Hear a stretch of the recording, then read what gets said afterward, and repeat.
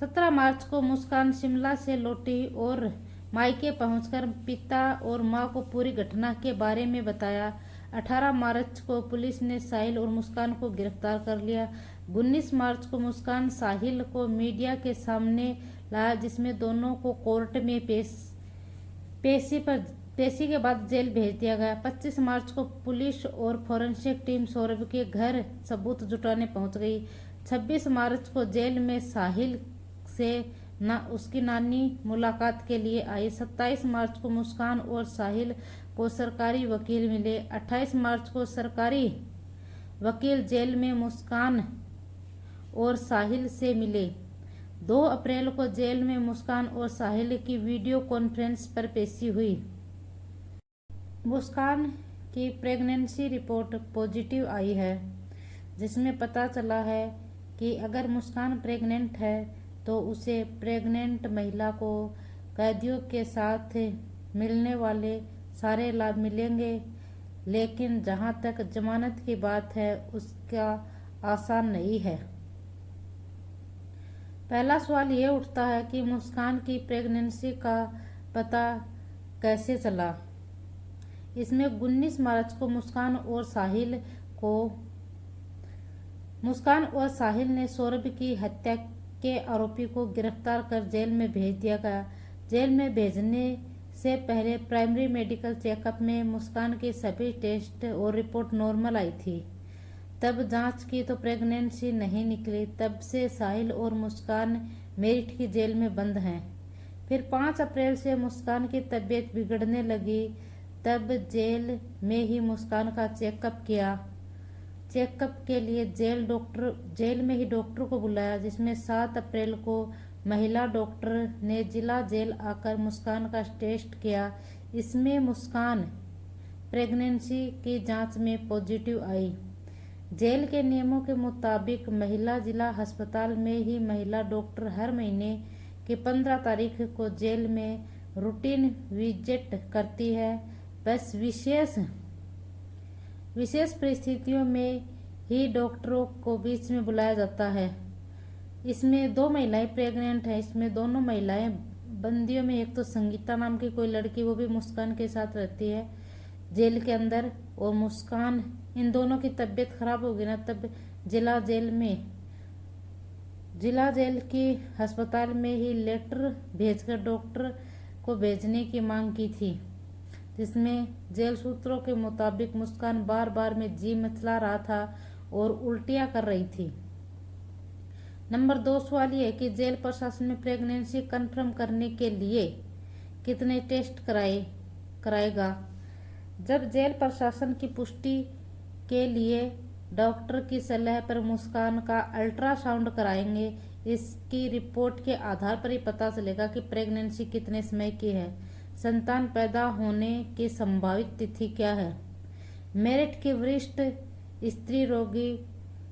स्त्री रोग विशेषज्ञ श्रीता त्यागी के मुताबिक कई बार शुरुआत में या पहले महीने में प्रेगनेंसी का पता नहीं चलता। दूसरे और तीसरे महीने में प्रेगनेंसी कंफर्म होती है। यह किसी भी महिला के साथ हो सकता है। मुस्कान कितने महीने की प्रेग्नेंट है, यह जांच के बाद ही पता चलेगा। वरिष्ठ जेल अधीक्षक वीरेश राज शर्मा ने बताया कि 7 अप्रैल को जिला अस्पताल से डॉक्टर कोमल जिला जेल में पहुंची। मुस्कान सहित 4 और अन्य महिला बंदियों की जांच की। उसको कुछ टेस्ट लिखे, मुस्कान के लिए भी कुछ टेस्ट लिखे, जिनके उन्होंने बाहर से कराने को कहा। जेल में बंदी के निजी जानकारी और शेयर नहीं कर सकते। नंबर 3 सवाल यह है कि महिला कैदी के प्रेग्नेंट होने पर जेल में क्या सुविधा मिलती है। डीआईजी जेल मुख्यालय रामदेव। बच्चे पर किसका दावा ज्यादा है मजबूत होगा, सौरभ के परिवार या मुस्कान का परिवार। हाई कोर्ट का वरिष्ठ वकील राघवेंद्र सिंह के मुताबिक जहां तक बच्चे पर किसका हक ज्यादा होने का सवाल है, तो शुरुआत में तो वह मां के पास ही रहेगा। वेलफेयर ऑफ द चाइल्ड के आधार पर निर्णय लिया गया है कि अगर मां को उम्र कैद हो गई तो हमेशा बच्चा मुस्कान के साथ नहीं छोड़ा जा सकता। महिला कैदी को अपने बच्चे के साथ जितना मुमकिन हो सकता है उतने समय ही बिताया जाएगा। सिर्फ 6 साल के लिए मुस्कान के साथ बच्चे को छोड़ने की इजाज़त दी जाएगी। जेल में बच्चों के पालन पोषण का असल स्थिति क्या है? साल 2002 में national institute of criminology and forensic science ने भारतीय जेलों में रह रही महिलाओं के बच्चों को लेकर एक स्टडी की थी। रिपोर्ट के मुताबिक सामान्य रूप से यह देखा जाए कि इन